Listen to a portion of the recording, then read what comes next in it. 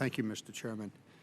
Admiral Thomas, a moment ago, in response to a question by the ranking member of the full committee, Mr. DeFazio, you said that the Coast Guard is going to complete a study on technologies that might be available as a backup system sometime this year or in the near future.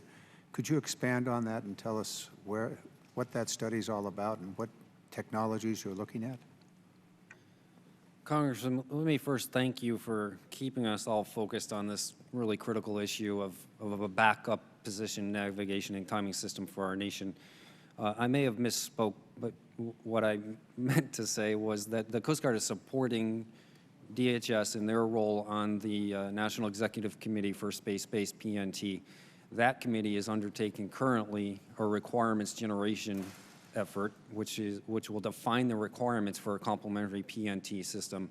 And once those requirements are defined, the Executive Committee will then begin the assessment of competing technologies that might meet that requirement. So it's not a Coast Guard study. Coast Guard is certainly supporting the department. NPPD has the lead for the department in that, and as you know, DOT really has the lead for our nation. What is the timeline for the completion of this?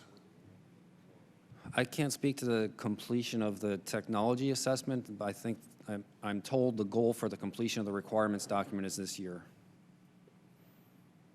I'm just trying to add up the number of years that this process has been underway, and I think it's approaching 20.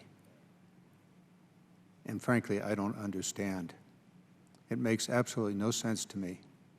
We know that there is a backup system that is deployed in other parts of the world, as in China and Russia, and in parts of Europe, and I don't get it. I really don't, and you're right, it is a mission of mine, so I think I'll continue to push and shove. Frankly, I'm very, very disappointed in the administration and all this very places as it continues to circle around what we know is a backup system that's readily available to us. And we do know that GPS. One further question before I just continue on that way. All of this new navigation electronics, as mentioned in your paragraph here, the use of and increasing dependency on electronics and technology, is that dependent on GPS? Very much so. I thought so. Just wanted it on the record. A couple of other questions come to mind, and I'll get to those. The Arctic, I don't think we've discussed the Arctic yet today. Mr. Admiral Smith, I think you're at least partially responsible for the navigational guides and charts for the Arctic. Please update us. It's, Congressman, we have a suite of charts for the Arctic, which we've had for many years. The data on those charts is pretty old, and in some cases we don't. What does pretty mean?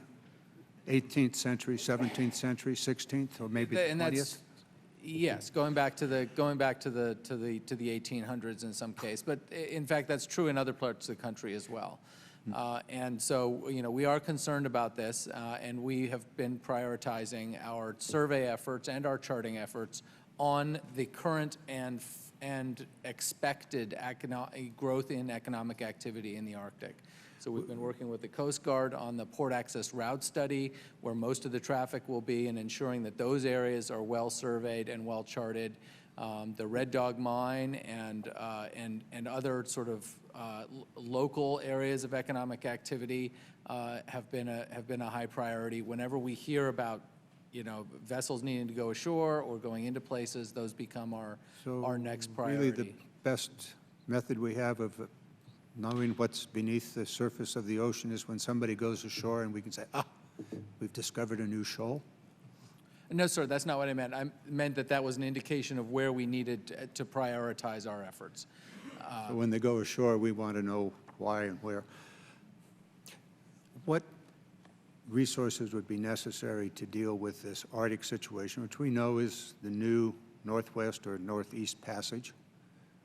What resources are necessary to try to get ahead of the shoaling of various vessels, which apparently is the way in which we now know there's a new shoal, or an old shoal that we didn't know about?